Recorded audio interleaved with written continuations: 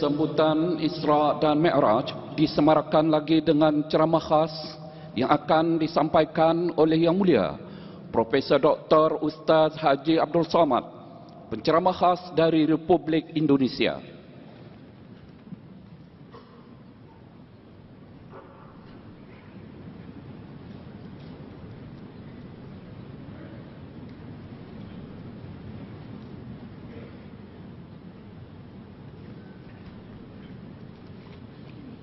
Bismillahirrahmanirrahim. Assalamualaikum warahmatullahi wabarakatuh. Alhamdulillahilladzi bi ni'matihi tatimmus shalihat. Wassalatu wassalamu ala sayyidis sadat wa ala alihi wa ashabihi ahlil fadaili wal karamat. Allahumma 'allimna ma yanfa'una wanfa'na bima 'allamtana innaka antal alimul hakim. Rabbi shrah li sadri wa yassir li amri wahlul 'uqdatam min lisani yafqahu qawli. Allahumma salli wa sallim ala sayyidina Muhammad wa ala alihi wa ashabihi wa man tabi'ahum bi ihsanin ila yaumiddin, amma ba'd.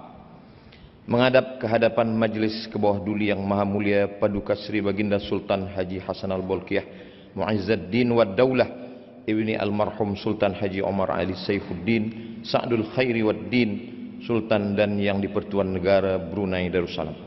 Ampun beribu-ribu ampun. Dengan segala penuh hormat serta ta'zim, hamba ke bawah duli Tuan Patik menjunjung limpah kurnia perkenan ke bawah duli Tuan Patik bagi menyampaikan ceramah ini kepada para hadirin dan hadirat di majlis sambutan Isra dan Mi'raj peringkat negara bagi tahun 1446 Hijrah dengan menggunakan bahasa biasa dalam ceramah yang akan hamba ke bawah duli Tuan Patik sampaikan ini.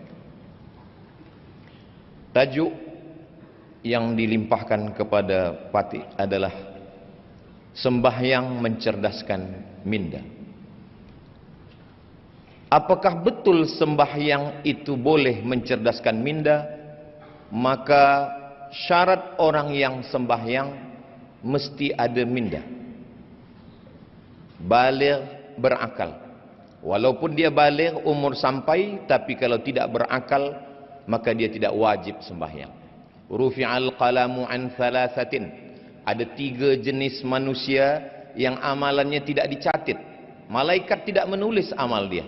Anis sabiyi hatta yahtalim, anak kecil hingga dia akil baligh.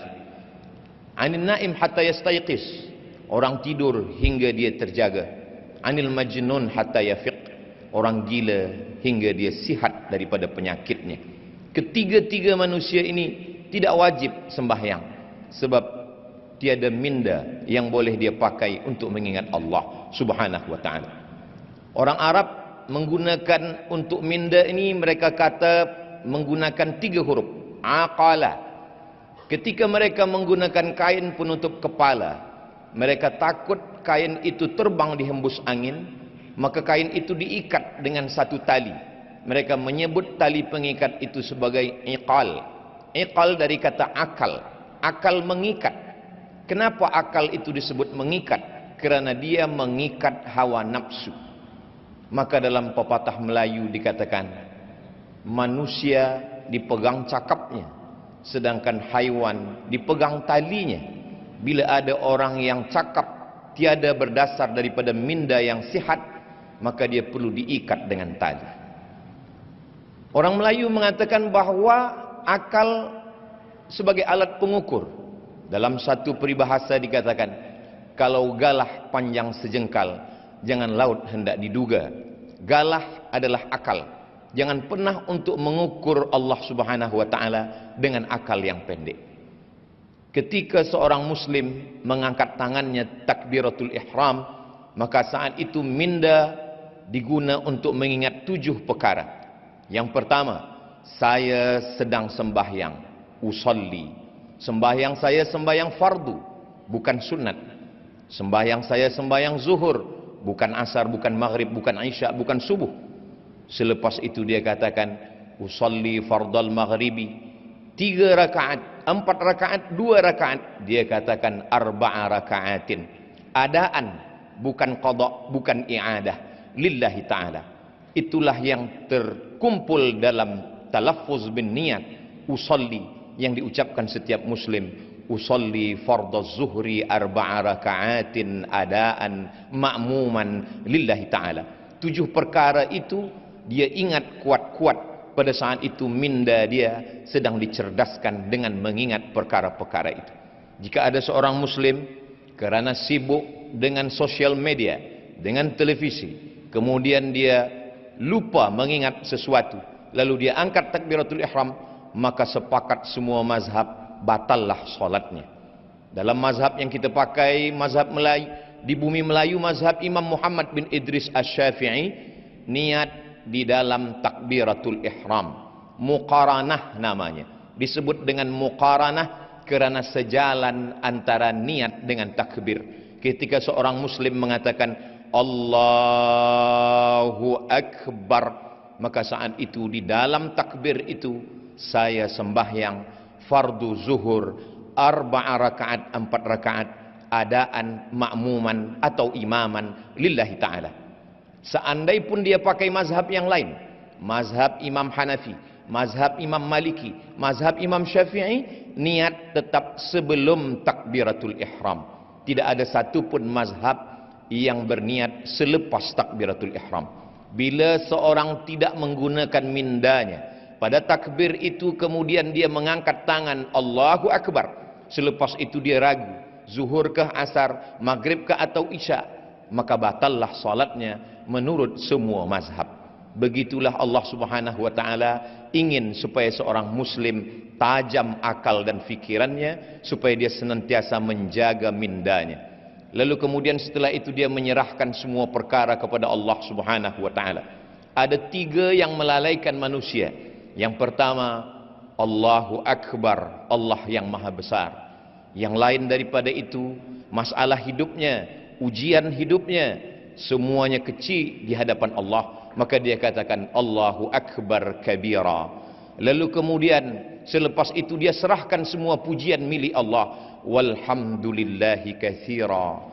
Selepas itu baru dia katakan diri hamba kepada Allah penuh dengan silap salah dan dosa, dosa mata hingga ke ujung kaki. Selepas itu dia katakan wa subhanallahi bukaratan wa asila.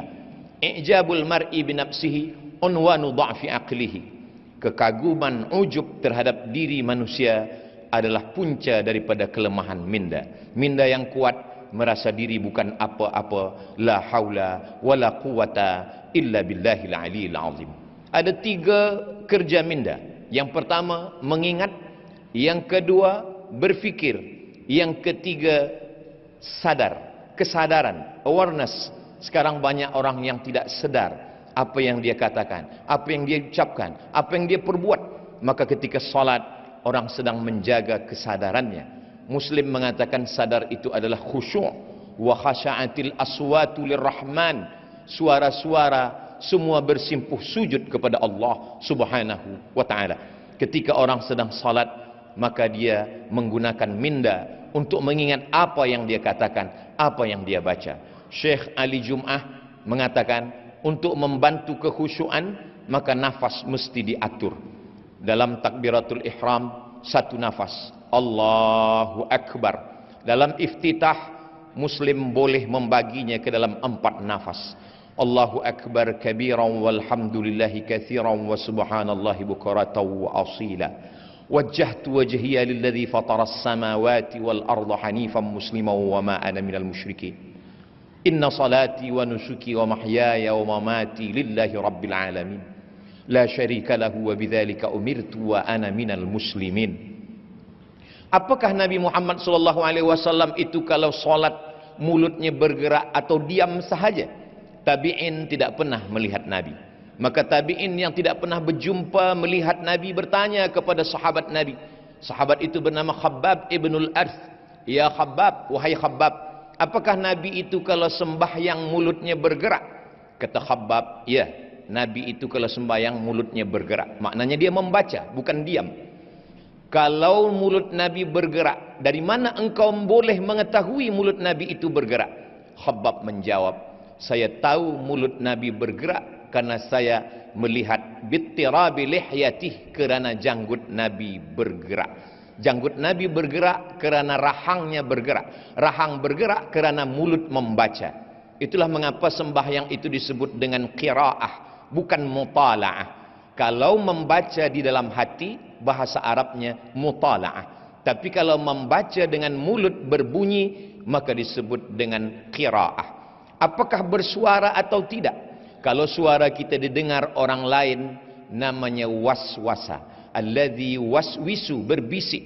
Tapi kalau suara itu hanya didengar oleh kita sendiri, maka disebut dengan hamsah. Maka saat membaca itu, seorang muslim mengeluarkan suara, tapi seagak-agak hamsah, hanya telinganya saja yang mendengar. Allahu akbar kabira, walhamdulillahi katsira, wa subhanallahi bukratan wa asila.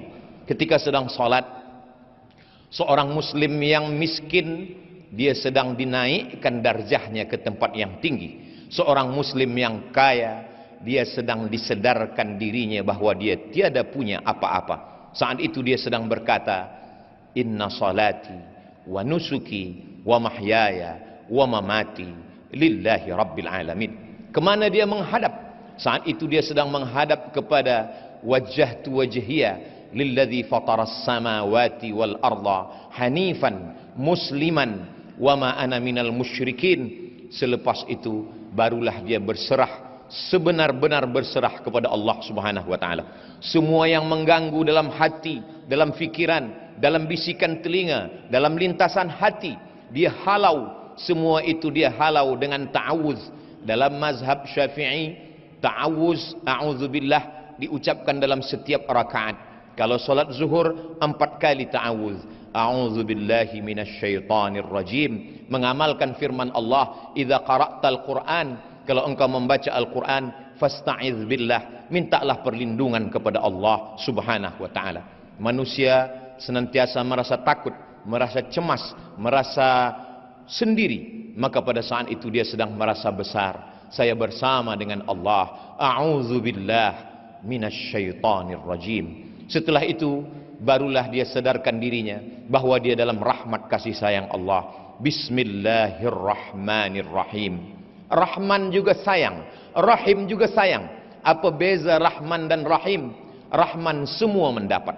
Yang beriman mendapat, yang tak beriman pun dapat. Yang baik dapat, yang tak baik pun dapat. Rahman. Tapi Rahim, yang dapat hanya orang beriman sahaja. Itulah mengapa Allah menyandingkan Ghafur dengan Rahim. Tak pernah ada ayat Ghafurur Rahman, kerana ampunan diberikan Allah hanya kepada orang yang percaya. Wa kana Allahu ghafuran rahima. Setelah itu dia berdialog dengan Allah, dia berkata-kata dengan Allah. Kalau ingin bercerita dengan Allah, maka tegakkanlah salat. Ketika seorang hamba sedang berkata, alhamdulillahi rabbil alamin, Allah membalas. Apa kata Allah? Hamidani abdi, hambaku sedang memuji aku. Setelah itu hamba itu berkata, Ar-Rahmanir Rahim. Lalu kemudian Allah menjawab, apa kata Allah? Asna alayya abdi, hambaku sedang memuliakan aku. Maliki yaumiddin. Apa kata Allah? Majjadani abdi, hambaku sedang mengagungkan aku. Kemudian hamba itu berkata, Iyyaka na'budu wa iyyaka nasta'in. Apa jawab Allah?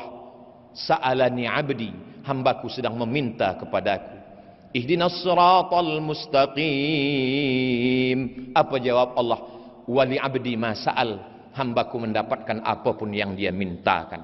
Sesungguhnya ketika orang sedang melaksanakan salat, mindanya, akalnya, fikirannya sedang fokus, sedang khusyuk, dia sedang bersama dengan Allah Subhanahu wa taala. Ujian hidup menyebabkan manusia sakit secara mental, maka perlu kesehatan mental. Maka pada saat itu dia pilihkan ayat yang membuat dia merasa diperhatikan Allah Subhanahu wa taala. beban hidup seorang hamba menjalani segala kesusahan, kepahitan hidup, maka pada saat itu apa ayat yang dia baca? Alam nashrah laka sadrak, bukankah belum kulapangkan dadamu, kata Allah. Alam nashrah laka sadrak wa wada'na anka wizrak, lalu kemudian aku angkat semua kesulitan, kepayahan yang engkau jalani dalam hidup. Lalu kemudian alladzi anqadha dhahrak, semua yang membebani pundakmu. Wa rafa'na laka dzikrak, kami akan mengangkat namamu, kami akan membuat engkau selalu dikenang sepanjang zaman. Kalaupun ada kepayahan, kesusahan, kesulitan hidup, maka sesungguhnya dua kali Allah mengulang, fa inna ma'al usri yusra, inna ma'al usri yusra. Di dalam kepayahan itu ada kemudahan, di dalam kesusahan itu ada kebahagiaan. Fa idza faraghta fansab, kalau engkau selesai dari satu ibadah, jangan lupa, jangan lalai, fansab, pindahlah ke ibadah yang lain. Wa ila rabbika farghab, jangan lupa selalu berharap kepada Allah subhanahu wa ta'ala. Setelah itu dia pun salah, diambil dari kata salah. Salah maknanya tulang belakang yang membengkok dan membungkuk. Salah maknanya membengkokkan tulang belakang menghadap Allah. Saat itu seorang hamba membungkuk kepada Allah dan dia berkata, Subhana rabbiyal azimi wa bihamdih. Selepas itu dia angkat kepalanya dan berkata, Sami'allahu liman hamidah. Selepas tulang belakang itu lurus kembali, lalu dia ucapkan dalam mazhab Syafi'i, Rabbana lakal hamdu mil'us samawati wa mil'ul ardi wa mil'u ma syi'ta min syai'im ba'du. Selepas itu 7 anggota badannya dia lekatkan ke tanah. 2 ujung kaki, 2 lutut, 2 tapak tangan, 1 kening. Di saat itu dia berkata, Subhana rabbiyal a'la wa bihamdih. Apa kata Nabi SAW? Aqrabu ma yakunul abdu min rabbihi wa huwa sajid. Seorang hamba sangat dekat dengan Allah ketika dia sedang bersujud.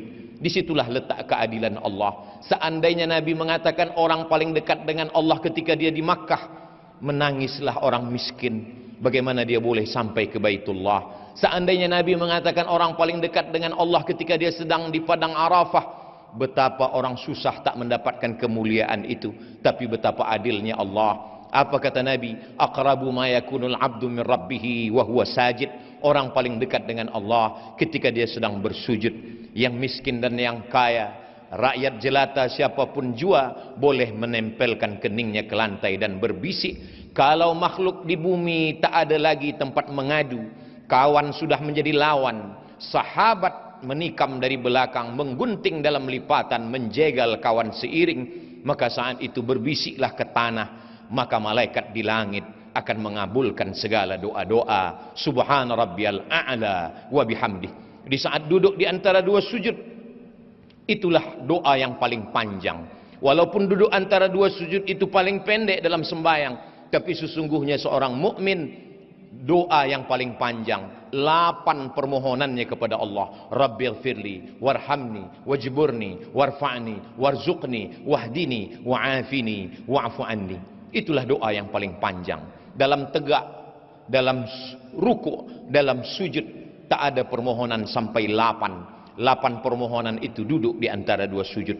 Tapi banyak orang tiada menggunakan minda untuk mengingat apa yang dia minta kepada Allah subhanahu wa ta'ala. Selepas itu di sujud terakhir dia berkata, meminta kepada Allah. Kalau dia boleh menggunakan bahasa Arab, dia mengadu kepada Allah. Kalau dia tanpa guna bahasa Arab, dengan guna bahasa apapun Allah Maha tahu. Wa na'lamu ma tuwaswisu bihi nafsuh, kami tahu apa yang berbisik-bisik di dalam hatimu. Selepas itu, selepas bermunajat, dia lepaskan segala kepayahan, kesulitan, kesusahan hidupnya. Setelah itu dia pun menyaksikan Mi'raj. As-salatu mi'rajul mu'min. Sembahyang itu adalah mi'rajnya orang beriman. Ketika Sayyidina Muhammad sallallahu alaihi wasallam Isra dan Mi'raj, riwayat ini disebutkan oleh Imam Al-Alusi, disebutkan juga oleh Imam Badruddin Al-Aini, disebutkan juga oleh Imam Al-Qastullani, disebutkan juga oleh Imam Asy-Sya'rani. Riwayat ini masyhur dalam kitab-kitab tafsir dan tasawuf. Ketika Nabi sallallahu alaihi wasallam berdialog dengan Allah, apa kata Nabi Muhammad sallallahu alaihi wasallam? At-tahiyatul mubarakatu salawatu tayyibatu lillah. Semuanya milik Engkau ya Allah. Lalu kemudian apa kata Nabi selepas berkata at-tahiyatul mubarakatus salawatut thayyibatu lillah? Allah menjawab ucapan itu dengan ucapan assalamu alayka ayyuhan nabiyyu wa rahmatullahi wa barakatuh. Dijawab oleh Allah Subhanahu wa taala, assalamu alayka ayyuhan nabiyyu wa rahmatullahi wa barakatuh. Keselamatan, kerahmatan, keberkahan untukmu wahai Muhammad sallallahu alaihi wasallam. Dijawab oleh Rasulullah, wassalamu alaina wa ala ibadillahis salihin. Nabi tidak ingin salam itu hanya untuk dirinya, dia ingin salam itu melimpah. Wassalamu alaina wa ala ibadillahis salihin. Setelah itu semua malaikat-malaikat bersyahadat asyhadu an la ilaha illallah wa asyhadu anna muhammadan rasulullah. Itu hanya dapat difahami oleh orang yang mindanya hidup, mindanya cerdas. Setiap hari dilatih, dibiasakan. Pada saat itu dia sedang bersama dengan Allah Subhanahu wa taala. Kun ma'allah, hendaklah engkau bersama dengan Allah. Illam takun ma'allah, kalau bukan bersama dengan Allah, bersamalah dengan orang-orang yang ketika engkau bersama dengan mereka hatimu sejuk, selalu berasa bersama dengan Allah Subhanahu wa taala. Andai dia cukup dengan salawat Ibrahimiyah dengan menyertakan nama Nabi Ibrahim, kama barakta ala Ibrahim wa ala ali Ibrahim fil alamin innaka Hamidum Majid. Tapi seorang muslim ingin sembahyangnya sempurna, dia memperakui segala silap salahnya. Dia berkata, Rabbighfirli ma qaddamtu wa ma akhartu wa ma asrartu wa ma a'lantu wa ma asraftu wa ma anta a'lamu bihi minni antal muqaddimu wa antal muakhiru la ilaha illa anta subhanak inni kuntu minadh zalimin. Selepas itu dia memohonkan sebagaimana riwayat dalam Sahih Muslim, Allahumma inni a'udzubika min azabi jahannam wa min azabil qabri wa min fitnatil mahya wal mamat wa min syarri fitnatil masihid dajjal. Selepas itu dia tutup dengan memohon kepada Allah, Allahumma a'inni, tolong hamba, ala zikrika, supaya hati selalu berzikir, wa syukrika, selalu bersyukur, wa husni ibadatik, selalu beribadah dengan ibadah yang terbaik. Selepas itu dia pun keluar daripada solatnya dengan mengucapkan salam, Assalamualaikum warahmatullah. Selepas itu dia katakan Assalamualaikum warahmatullah. Pada saat itu semua beban hidup, fikiran, kepayahan, kesusahan lepas, kerana dia sedang bersama dengan Allah Subhanahu wa taala. Salat tidak hanya menajamkan minda, tapi juga mencerdaskan yang disebut dengan intelligent quotient, tapi juga emosional. Emosional seorang muslim, dia marah, dia ingin berduka, dia bersusah hati, semua kesusahannya sudah dia limpahkan kepada Allah Subhanahu wa taala. Kalau Nabi Musa berdoa kepada Allah, Rabbishrahli sadri, lapangkanlah dada hamba, berbeza dengan Nabi Muhammad sallallahu alaihi wasallam. Sebelum diminta dia sudah diberi. Apa kata Allah? Alam nashrah laka sadrak, bukankah sudah kulapangkan dadamu ya Muhammad sallallahu alaihi wasallam. Ketika seorang muslim sudah berserah diri kepada Allah, selepas salat dia tetap mengatakan astaghfirullah, astaghfirullah, astaghfirullah. Mengapa dia beristighfar? Dia bukan minum khamar, dia bukan melakukan perbuatan maksiat, dia baru saja keluar daripada salatnya, aqwalun, ucapan, wa af'alun, perbuatan, mufattatahatun bitakbir, dibuka dengan takbir, wa mukhtatamatun bitaslim, ditutup dengan salam. Tapi kenapa dia mengatakan astaghfirullah? Begitulah seorang muslim, dia sadar dalam salatnya dia lupa, dalam salatnya dia lalai. Orang Melayu mengatakan khusyuk itu macam meniti pematang di tengah sawah. Seorang petani selepas memanen padi, dia pun memikul padinya di atas pematang yang licin, tanah liat di tengah sawah. Kadang terjatuh ke kanan, dia bangkit lagi.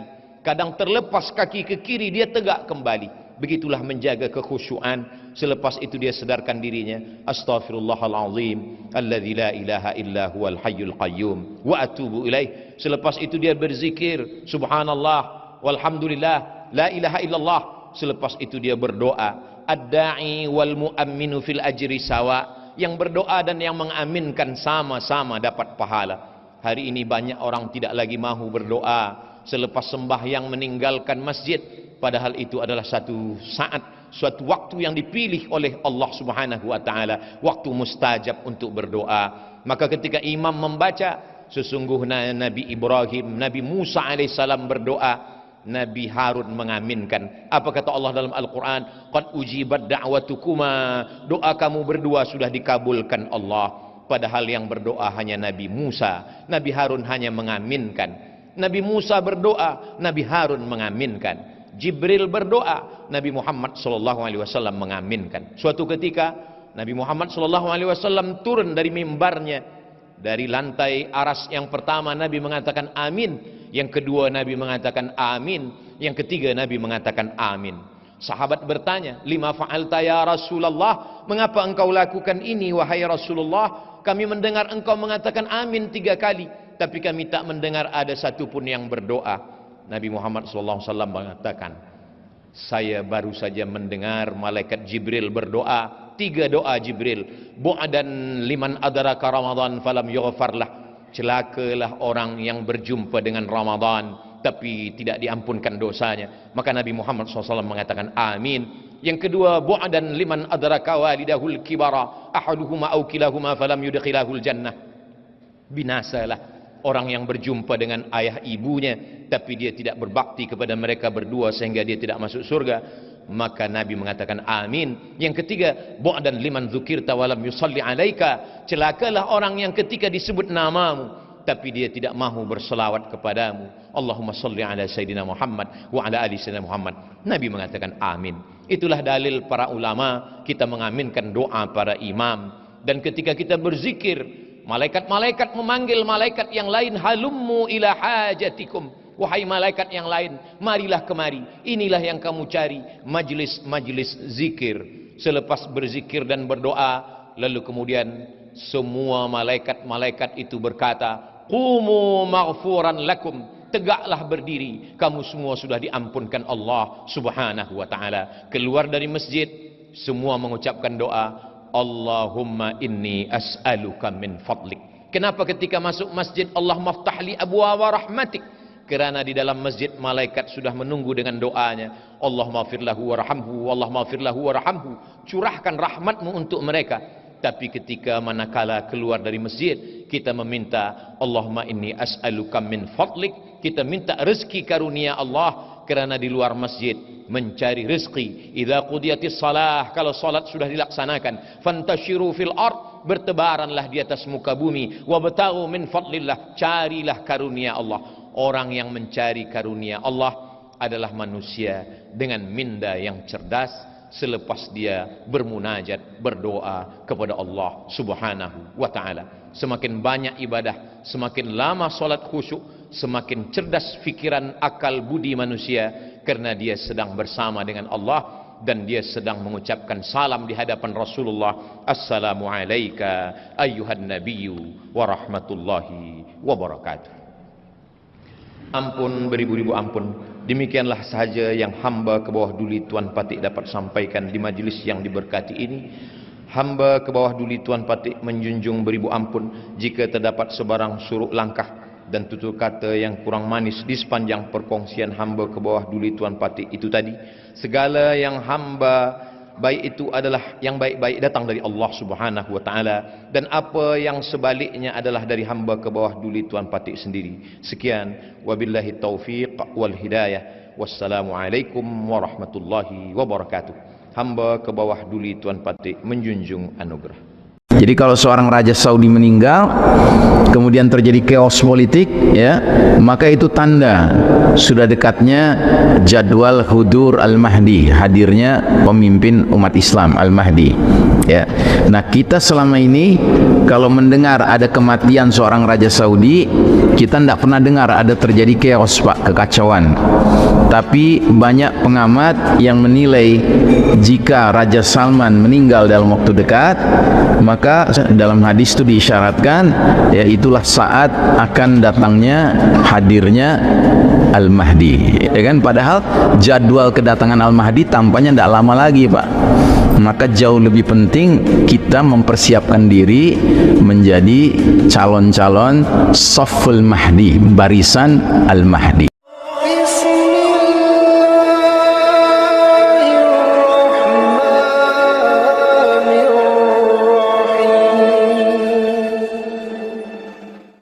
Jamaah sekalian rahimakumullah, alhamdulillah pada pagi hari ini Allah Ta'ala pertemukan kita dalam ketaatan.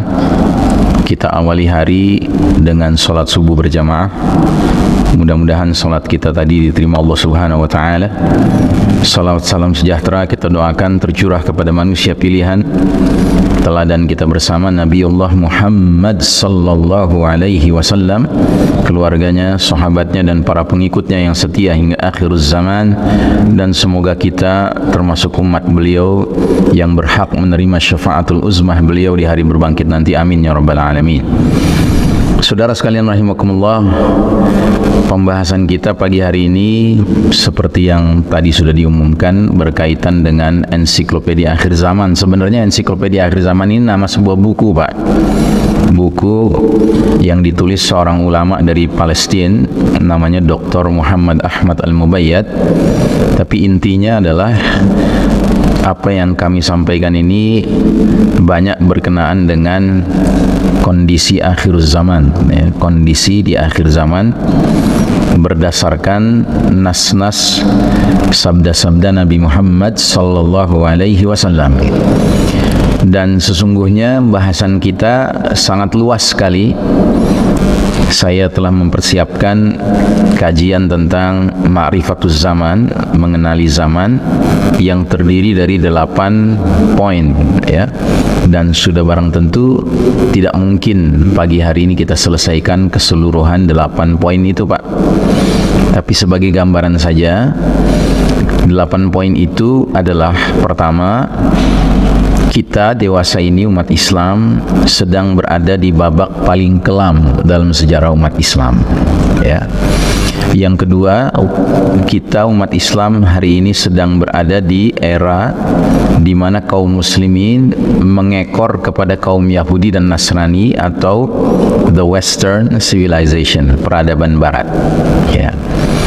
Tiga, kita berada di era penuh fitnah seperti sepotong malam yang gelap gulita. Itu bahasa Nabi demikian, ya.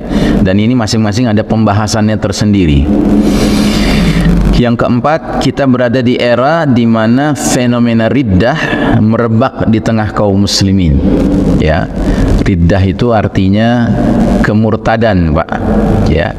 Jadi sedemikian dahsyatnya konspirasi musuh-musuh kita sehingga mereka tidak menghendaki umat Islam sekadar terjerembab dalam dosa kecil, bahkan dosa besar, tetapi mereka inginkan kita ini murtad dari agama kita, Pak.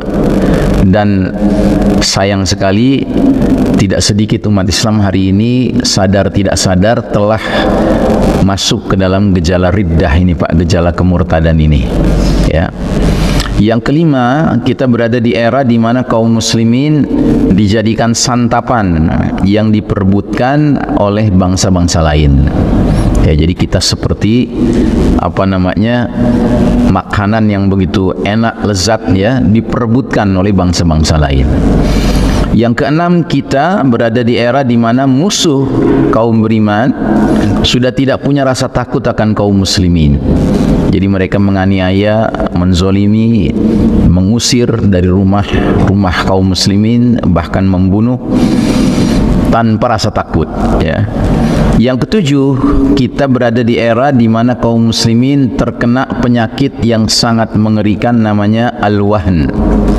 Penyakit ini lebih mengerikan daripada HIV AIDS, daripada hepatitis, daripada gejala gagal ginjal. Penyakit ini kata Nabi adalah penyakit hubbud dunya wa karahiyatul maut, cinta dunia dan tidak suka, benci atau takut menghadapi kematian. Sedangkan yang kedelapan, kita berada di era di mana kalangan ar-ruwaibidah mendominasi urusan umum. Jadi urusan umum ini tidak didominasi oleh orang-orang yang amanah, orang-orang yang berilmu, tetapi kalangan ruwaibidah. Sahabat bertanya, "Ma huwa ruwaibidah ya Rasulullah?" Apa itu kalangan ruwaibidah? Kata Nabi, "Al-fuwaisiq yatakallam an amril 'amah." Jadi orang-orang fasik, orang-orang bodoh yang diberi amanah untuk mengelola masyarakat luas, ya. Nah, ini semua ada dalilnya, Pak, dan tentu tidak bisa kita bicarakan pagi ini. Karenanya saya memilih pagi hari ini mengangkat tema era di mana kaum muslimin dijadikan santapan yang diperebutkan oleh bangsa-bangsa lain, ya. Hadisnya sebagai berikut. Bersabda Nabi sallallahu alaihi wasallam, yushikul umamu an tada'a alaikum kama tada'al akalatu ila qas'atiha. Hampir-hampir bangsa-bangsa lain ghairul muslimin memperebutkan kalian umat Islam layaknya memperebutkan makanan yang berada di mangkok, ya. Faqala qailun wa min qillatin nahnu yawma idh, maka seorang laki-laki, seorang sahabat langsung bertanya, apakah kami umat Islam waktu itu berjumlah sedikit? Jadi bayangan dia kalau umat Islam jadi makanan yang seperti makanan yang diperebutkan bangsa lain, tentunya makanannya sedikit dan yang memperebutkan banyak, ya kan? Bayangannya begitu. Sehingga dia langsung bertanya, apa karena umat Islam waktu itu berjumlah sedikit? Di luar dugaan, jawaban Rasulullah sallallahu alaihi wasallam adalah bal antum yawma idzin katsir walakinnakum ghusaa'un ka ghusaa'is sayl. Bahkan jumlah kalian umat Islam pada waktu itu sangatlah banyak, namun kalian seperti buih di genangan air, ya. Nah, jadi ini tema kita pagi hari ini, Pak, ya. Nubuwah Nabi Muhammad SAW dalam hadis ini jelas tampak kebenarannya pada masa kita dewasa ini. Berbagai bangsa ghairul muslimin hari ini secara agresif, ofensif, tanpa ragu mengeksploitasi negeri-negeri kaum muslimin. Dan pengertian mengeksploitasi bukan hanya sumber daya alamnya yang dieksploitasi, melainkan sumber daya manusianya pun di negeri-negeri Islam dieksploitasi. Ya, karenanya hari ini kita saksikan di berbagai negeri kaum muslimin yang kekayaan alamnya luar biasa, Pak, termasuk negeri yang kita cintai karena Allah, Indonesia ini, sekalipun kekayaan alamnya dahsyat, tetapi yang merasakan manfaat dari kekayaan alam itu bukan warga, ya, penduduk setempat, tetapi mereka-mereka yang datang dari negeri selain negeri Islam, ya. Saya teringat pernah diundang dakwah ke Newmont. Tahu Newmont, ya, Pak? Newmont itu di mana? Di mana? Di Sumbawa, ya, atau Lombok, ya. Nah, itu saya sudah selesai berdakwah di situ. Hari terakhir kami diajak melihat lokasi proyek, ya, proyek Newmont itu. Ternyata itu ada lubang, Pak, besar sekali, ya. Dan setiap harinya, ya, itu ratusan truk-truk besar, Pak. Rodanya lebih besar dari badan kita. Truk-truk besar itu mengangkut, ya, tanah bumi dari lubang itu, Pak, ya. Dan truk itu mesti mutar jauh karena jauh ke dalam mengambilnya. Nah, setelah diambil ini tanah ini, Pak, ini tidak kemudian diolah, diambil kekayaan alam dari tanah itu di sini di Newmont, tidak, tapi dibawa ke luar negeri, Pak. Di luar negeri sana baru kemudian diambil apa-apa kekayaan yang ada di dalamnya. Kemudian nanti luar negeri itu cuma memberikan laporan saja kepada Indonesia, ya, apa yang ada di dalamnya, begitu, ya. Itu setiap hari begitu, Pak. Jadi mereka yang mengambil manfaat dari bumi yang sudah mereka keruk itu, Pak, ya. Dan itu bukan hanya di Newmont, Pak. Di berbagai tempat-tempat proyek-proyek seperti ini berlangsung, ya, di negeri ini dan di negeri Islam lainnya pun demikian, ya. Jadi kita tidak tahu apakah benar laporannya yang mereka ambil hanya tembaga misalnya begitu. Padahal boleh jadi ada emas, ya, boleh jadi ada nikel, boleh jadi ada uranium barangkali, ya. Ini apa hal-hal yang mahal ini, tapi yang dilaporkan cuma tembaga misalnya begitu. Ya itulah kecerdasan, kecerdikan, kelicikan mereka, dan itulah kebodohan kita, ya. Itu dari segi sumber daya alam. Dari segi sumber daya manusia pun demikian. Kita lihat, ya, manusia-manusia di negeri-negeri Islam yang berarti kaum muslimin itu diperbutkan, Pak, oleh bangsa-bangsa lain. Ada yang memperbutkannya dengan bendera kapitalisme, ada yang memperbutkannya dengan bendera sekularisme, ada yang memperbutkannya dengan bendera komunisme, ada yang memperbutkannya dengan bendera LGBT, ya. Jadi akhirnya kaum muslimin di berbagai negeri-negeri kaum muslimin tercabik-cabik, Pak, ya, terkotak-kotak ke dalam kotak kapitalis, komunis, liberalis, sekularis, ya, LGBT dan seterusnya, ya. Nah, jadi mengapa hal ini dapat terjadi dan terus berlangsung hingga saat ini dan entah sampai kapan, wallahu a'lam bissawab. Hal ini dapat terjadi dikarenakan kualitas umat Islam di masa kini tidak mencerminkan kuantitasnya, ya. Jadi jumlah kita di Indonesia ini, sebut saja Indonesia ini sekarang penduduknya berapa? 270 juta. Dan sebutlah umat Islam jumlahnya 230 juta dari 270 itu, ya. Nah, 230 juta ini secara jumlah, Pak, ini luar biasa, jumlah yang banyak sekali. Tetapi secara kualitas seolah-olah dari 230 juta itu barangkali yang kualitas muslim, apalagi yang kualitas mukmin, itu jangan-jangan tidak sampai, ya, 25 juta, Pak, ya, atau 40 juta atau 50 juta katakanlah begitu, ya. Terus yang lainnya bagaimana? Ya tadi, yang lainnya jadi muslim kapitalis, muslim liberalis, muslim komunis, muslim LGBT, ya kan? Jadi muslim macam-macam, Pak. Ada lagi yang baru sekarang, muslim Nusantara, ya. Ya padahal tidak pernah Allah menyuruh kita untuk memilih jenis Islam tertentu, tidak ada. Yang Allah suruh adalah wa qul ishhadu bi annana muslimun. Katakanlah, saksikanlah bahwa kami ini kaum muslimin. Tidak ada Al-Quran menyuruh kita menambahkan embel-embel tambahan. Apa itu muslim modern kah, muslim fundamentalis kah, muslim Nusantara kah? Ya tidak ada. Kita disuruh menyatakan saksikanlah kami ini kaum muslimin. Ya, titik, sudah. Menjadi muslim itu sudah luar biasa, Pak, ya. Sebab ajaran Islam ini sudah sempurna. Jika seorang muslim berpegang teguh kepada ajaran yang sempurna ini, maka si muslim ini akan mendekati kesempurnaan. Tidak mungkin sempurna, tidak ada manusia yang sempurna.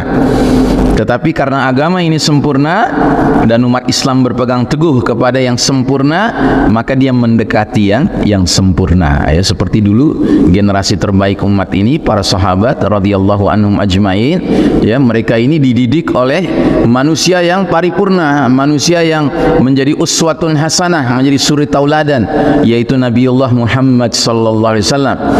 Sedangkan seorang sahabat pernah bertanya kepada Ummul Mukminin Aisyah radhiyallahu anha, istri Nabi yang paling cerdas, paling muda, paling cantik, ya. Ditanya, bagaimanakah akhlak Rasulullah sallallahu alaihi wasallam? Sama Aisyah dijawab dengan jawaban yang singkat, padat, ya. Apa jawabannya? Kana khuluquhu al-Qur'an. Akhlak Nabi Muhammad SAW adalah Al-Quran, ya. Jadi ingin tahu akhlak Nabi, bacalah Al-Quran, ya. Ingin tahu isi Al-Quran, lihatlah akhlak Nabi. Karena antara akhlak Nabi dan Al-Quran tidak ada jarak, tidak ada kesenjangan, benar-benar kelop, begitu, ya. Nah, para sahabat itu langsung dibina, langsung ditarbiyah, langsung dididik, langsung dikader oleh Nabiullah Muhammad SAW. Sehingga para sahabat pun muncul menjadi figur-figur yang istilahnya Qur'ani juga, begitu. Bahkan ada seorang ulama dari Mesir menulis satu bab dalam kitab beliau, judulnya Jailul Qur'anil Farid, generasi Qur'ani yang unik. unik. Siapa mereka? Para sahabat, ya. Belum pernah ada lagi generasi umat Islam yang Qur'ani dan unik seperti para sahabat, ya. Tapi para sahabat itu dalam jumlah yang begitu banyak, sekaligus semuanya tampil sebagai Al-Quran yang berjalan di muka bumi, ya. Nabi kita dijuluki Al-Qur'anu yamshi alal ard, Quran yang berjalan di atas bumi. Sedangkan para sahabat dijuluki Al-Qur'anu yamshuna alal ard, Quran yang berjalan di atas bumi, ya. Makanya orang-orang kafir di zaman Nabi dan para sahabat hidup di muka bumi ini, baru ketemu saja dengan Nabi, baru ketemu saja dengan seorang sahabat, ya, kalau hatinya terbuka, mudah sekali dia menerima hidayah. Tapi kan hari ini antara kita dengan Al-Quran berjarak, ya Pak, ya. Quran itu belum ada di hati kita, belum ada di pikiran kita, belum ada di akhlak kita. Adanya di mana Al-Quran? Adanya di laci, di lemari, ya. Jadi berjarak dengan kita, ya. Nah, jadi saudaraku rahimakumullah, Nabi Muhammad sallallahu alaihi wasallam melukiskan umat Islam di era akhir zaman termasuk kita sekarang ini sebagai laksana buih di genangan air, ya. Mari kita pelajari buih, Pak. Buih itu setidak-tidaknya menurut kami ada 3 sifat. Sifat pertama, buih itu tidak berbobot, Pak. Ringan, ya. Ringan buih itu. Yang kedua, buih itu tidak berisi, kosong, tidak ada isinya, Pak. Jadi kalau kita pergi ke pantai, lihat ombak berdebur, ya, muncul buihnya, kita ambil, kita remas begitu, Pak. Lalu kita remas terus, kosong, Pak, ya. Walaupun dia menghiasi pemandangan, warna putihnya itu luar biasa, nikmat dilihat, ya. Tapi begitu dipegang, diremas, kita mengepal tangan kita, kosong, tidak ada isinya, Pak, ya. Lalu yang ketiga, ciri buih itu apa? Ikut gerakan arus air. Kalau airnya ke kanan, buih pun ke kanan. Kalau airnya ke kiri, buih pun ke kiri, ya. Atau dengan kata lain, tidak ada arah yang jelas, yaitu buih, ya. Nah, jadi apa solusi agar kualitas umat Islam dapat menjadi berbobot dan berisi dan terarah, ya?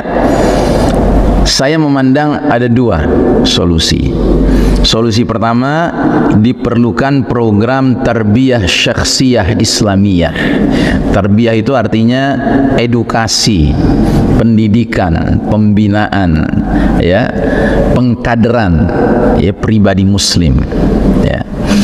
Terus yang kedua, perlu tarqiyah syakhsiyah Islamiyah. Tarqiyah itu artinya elevasi, Pak, peningkatan kualitas. Jadi di satu sisi ada edukasi. Nah, edukasi ini tujuannya apa? Supaya terjadi proses peningkatan kualitas, ya. Jadi saya sering menghadiri majelis seperti ini. Biasanya kalau sudah dibuka forum tanya jawab, ada saja orang yang bertanya, mau laki-laki, mau perempuan, mau bapak-bapak, ibu-ibu, yang mengawali pertanyaannya dengan kata-kata, "Ustaz, kita ini kan orang awam. Nah, bagaimana kita menghadapi situasi ini, ya?" Jadi kalimat "kita ini orang awam" ini kalimat yang kita harus tinggalkan, Pak. Jadi dengan kata lain, tidak ada di antara kita yang boleh merasa bangga punya jabatan jadi orang awam, Pak. Ya, kita harus pensiun jadi orang awam, Pak. Ya, dan itu bagaimana caranya? Tidak ada cara lain. Caranya harus talabul ilm, harus menuntut ilmu. Ya, karenanya Nabi Muhammad SAW menyatakan, barang siapa menempuh jalan untuk talabul ilm, ibarat dia sedang menempuh jalan menuju jannah, ya, menuju surga. Ya, kita semua kan ingin menuju surga, ya Pak. Ya, sepakat, Pak. Kita mau menuju surga, ya. Karenanya seringkali majelis ilmu itu dijuluki sebagai, ya, taman-taman surga di muka bumi ini. Ya, sebelum kita sampai ke surga yang beneran, kita berada di majelis ilmu ini, berada di taman surga. Ya, sebab di majelis ilmu Allah Ta'ala akan datangkan para malaikat, ya, mendoakan rahmat rahmat dan ampunan Allah untuk mereka yang hadir di majelis ilmu untuk menuntut dan mengajarkan ilmu semata mengejar ridha Allah Subhanahu wa taala, ya. Nah, jadi setiap muslim wajib menuntut ilmu, kemudian mengaktifkan ibadah, kemudian menampilkan akhlak mulia dan mengokohkan intima ulil Islam, komitmennya terhadap al-Islam ini, ya. Jika 4 perkara ini bisa ditegakkan, bisa dilaksanakan, pelan tapi pasti kita akan menyaksikan umat ini mengalami proses, ya, elevasi, Pak, peningkatan dari posisi yang tadinya awam menjadi posisi muslim, dari muslim menjadi mukmin, dari mukmin menjadi muttaqin, dan seterusnya, Pak. Syukur-syukur semua kita diterima Allah dalam barisan mujahidin fi sabilillah, ya. Tentunya semua itu harus bermula dari proses menjadi apa, Pak? Menjadi nama masjid ini, Pak. Muhajirin, ya. Kita semua harus berhijrah, Pak. Hijrah, tinggalkan zulumatil jahiliyah, kegelapan jahiliyah ini, menuju nurul Islam, cahaya al-Islam.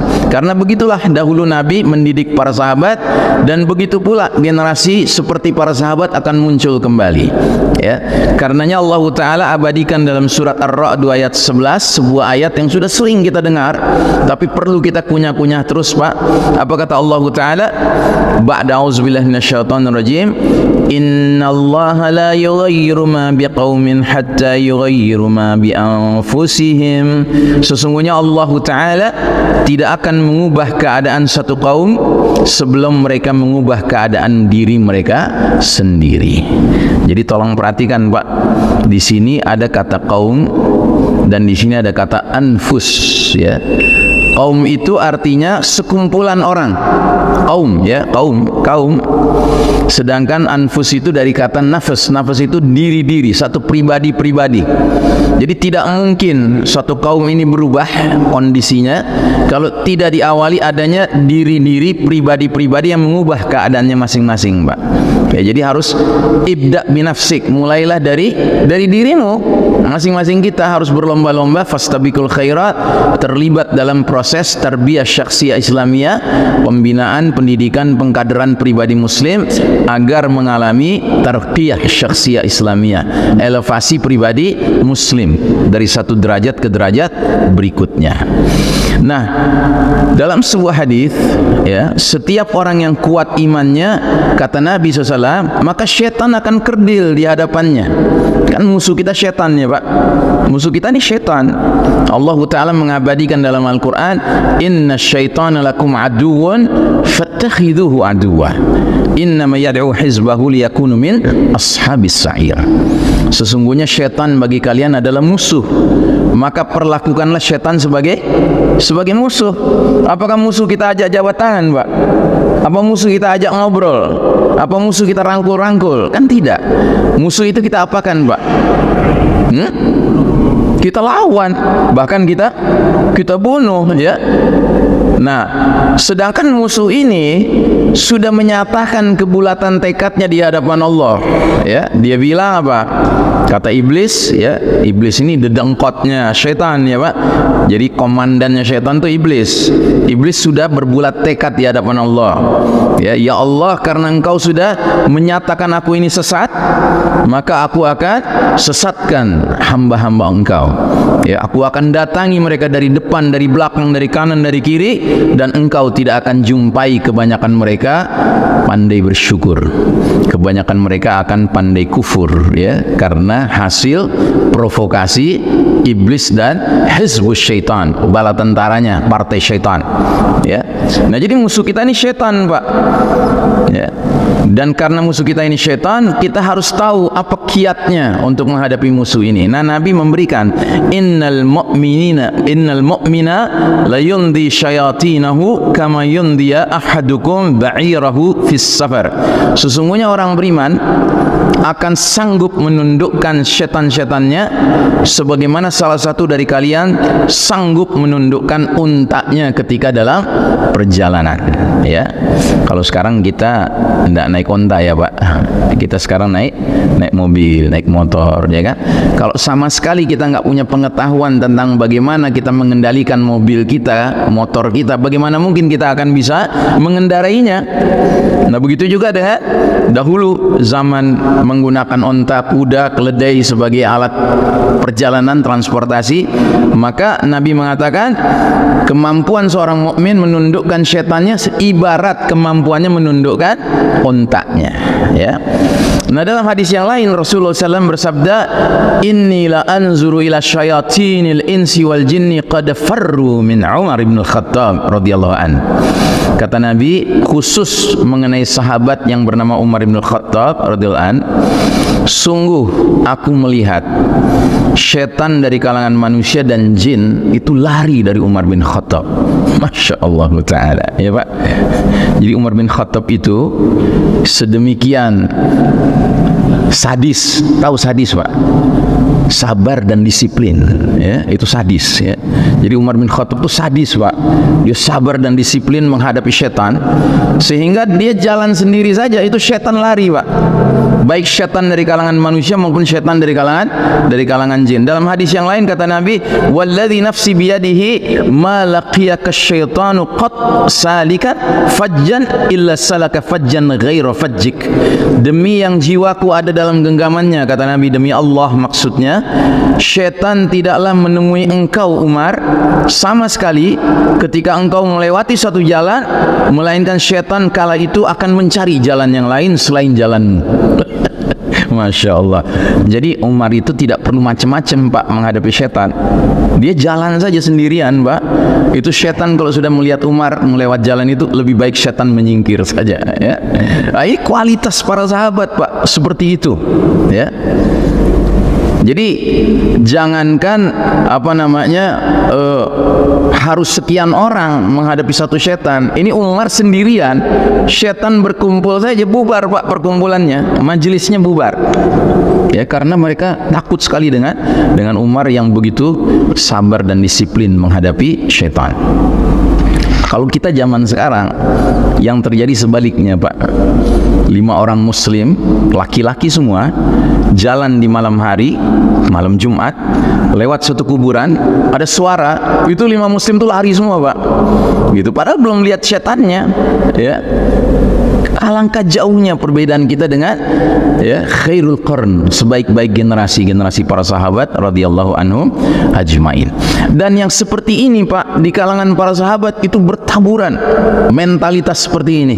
Kita ambil contoh kisah Rib'i bin Amir, seorang diri diutus oleh Sa'ad bin Abi Waqqas radhiyallahu anhu, seorang sahabat juga, untuk menemui panglima Persia Rustum namanya. Dan panglima Persia ini terkenal legendaris dan ditakuti Pak, ya.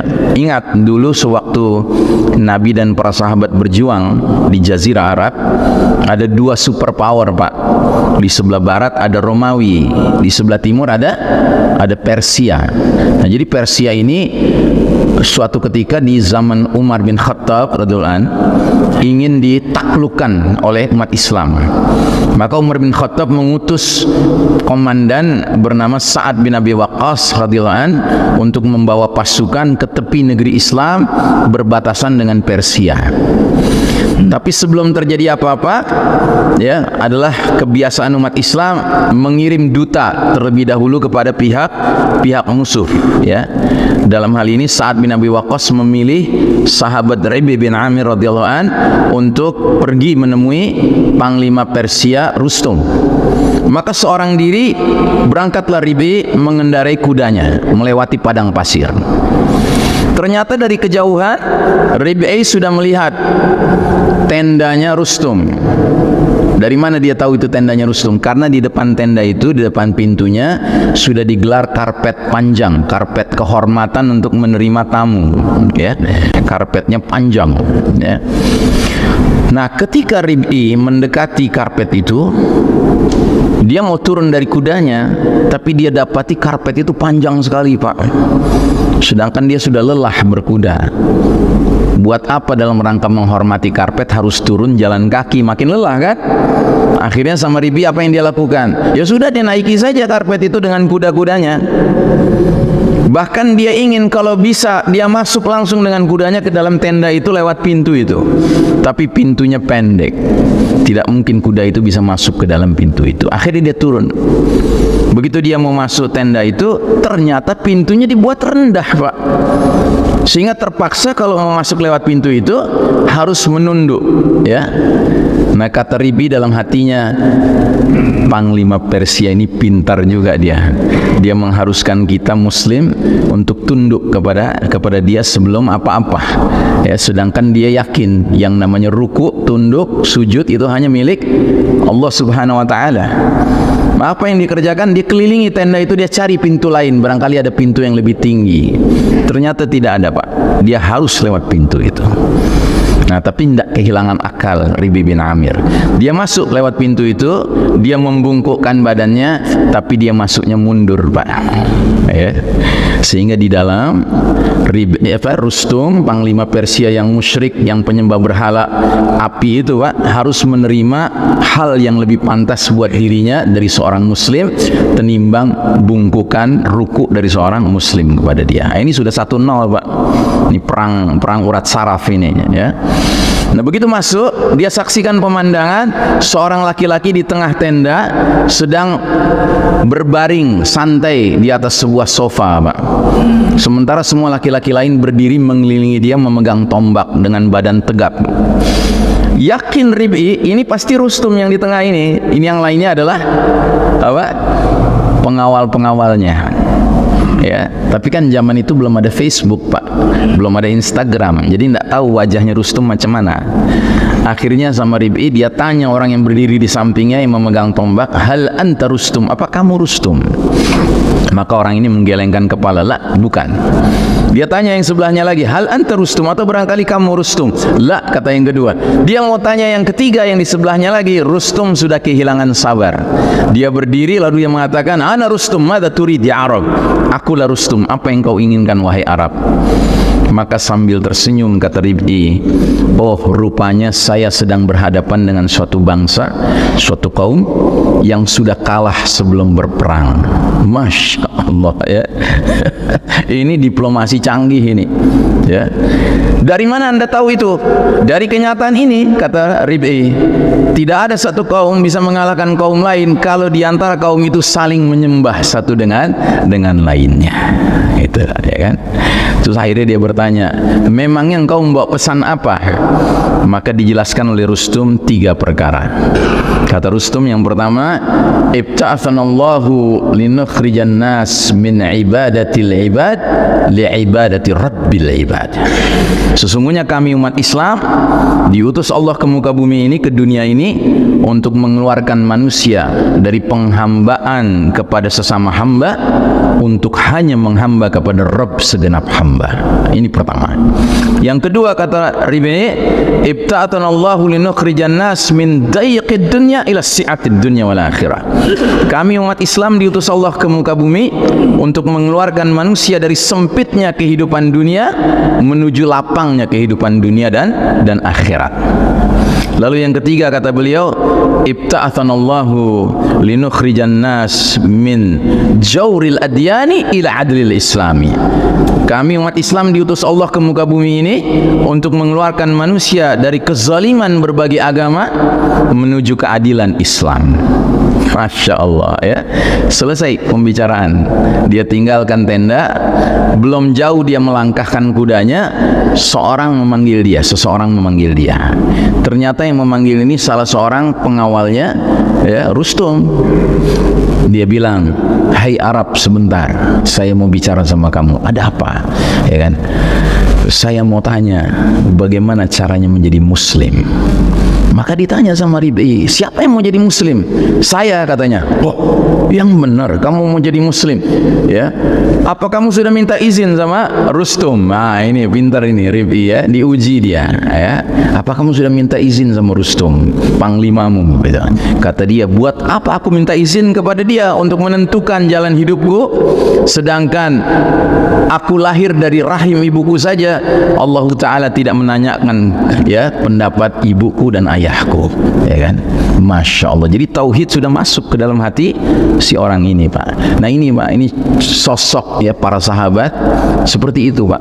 Ya, jangankan mereka panjang lebar menjelaskan taklim seperti saya sekarang ini harus setengah jam, 1 jam, tidak. Ya, beberapa kalimat saja sudah mampu masuk ke dalam hati sanubari seorang musyrik, ya kan, untuk kemudian tersingkap, ya, penutup hatinya dan menerima hidayah dari Allah Subhanahu wa taala. Nah, jamaah sekalian rahimakumullah, untuk pagi hari ini saya cukupkan segini saja dulu, ya, bahasan kita. Mudah-mudahan apa yang saya sampaikan tidak membuat Bapak dan Ibu makan tidak kenyang, tidur tidak nyenyak, ya kan, tetapi malah membangkitkan semangat.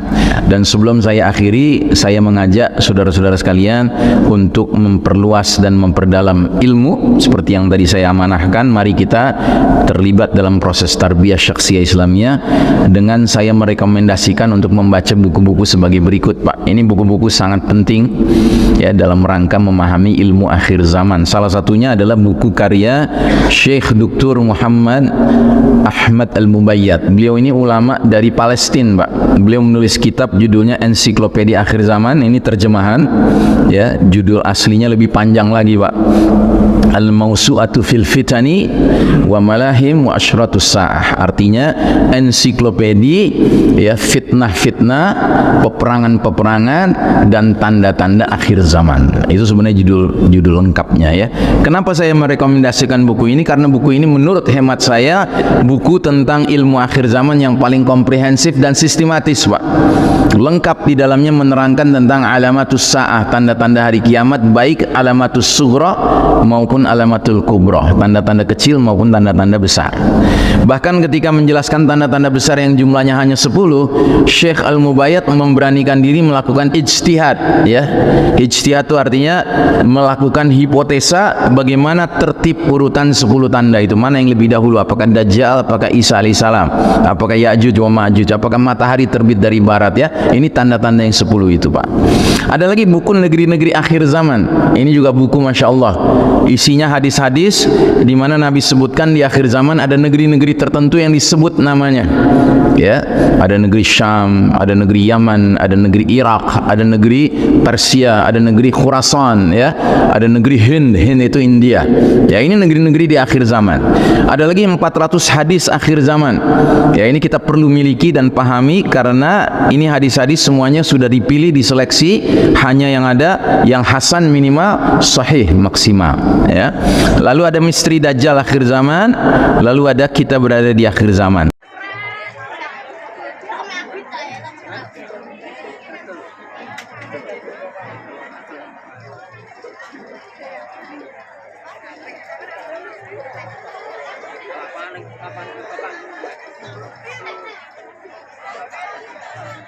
Review ka go eh. Hey, review ka go tao deh. Nanti deh. Cera anu eh. Teka rekam. Ini main hasil kita, bener. Aduh takut gue itu. Takut gitu. Depan. Masa kau tak? Apa namanya? Coba. Lagi apa itu?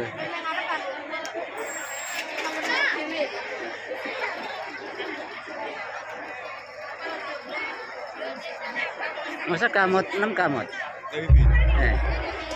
Kuat. Paling 4. 4 ini paling durasi untuk. Dah 10 menit lagi. Berapa balu? Dah 10 menit tahu.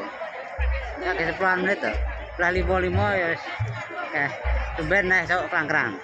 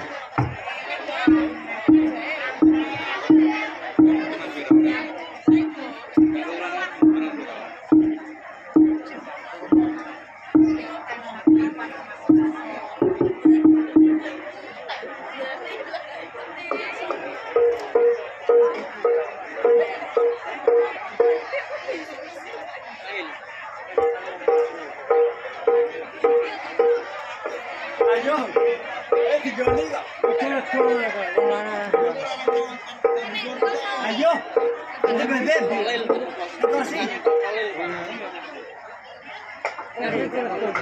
Saya jadi kagum dengan. Lo jadi ini tekan. Mana gurih ya? Dia apa gurih? Nanti. Ada itu pada mana?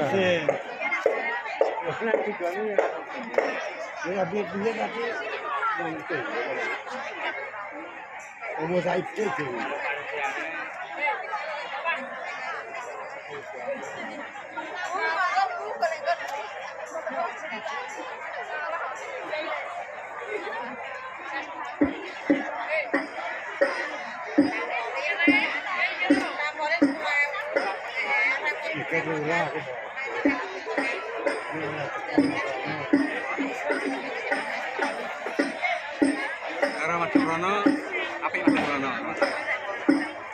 Oh, dari apa? Oh, dari apa? Apa nih? Oh, dari apa? Yang Mas Brono kan sarung. Itu kayak layar lebar itu kan.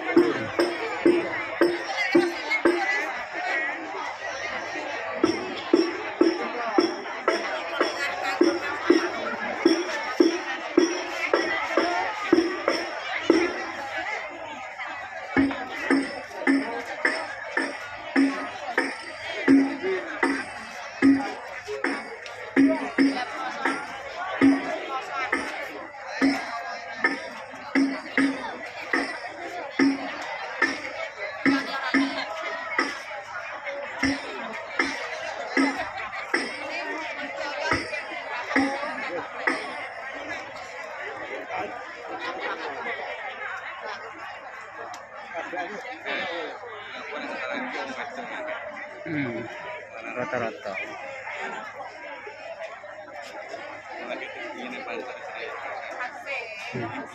Soalnya Nak kebetulan lah nangka.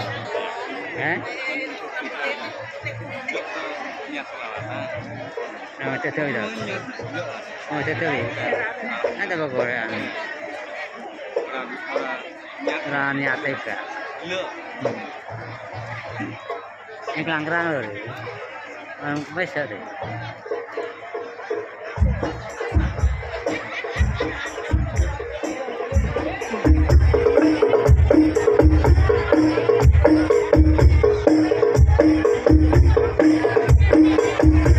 paling gombing mereka mau bawa nih pertengahan.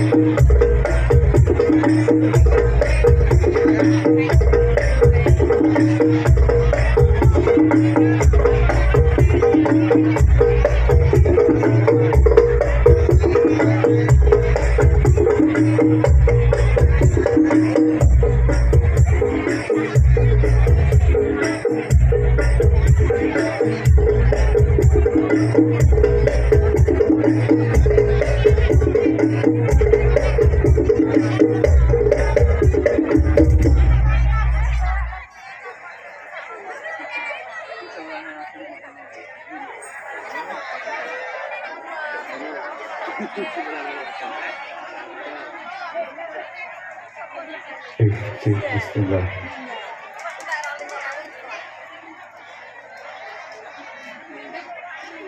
Allahumma salli ala Sayyidina Muhammadin al-Nabiyil Ummi wa ala alihi wa sahbihi wa sallim. Allahumma salli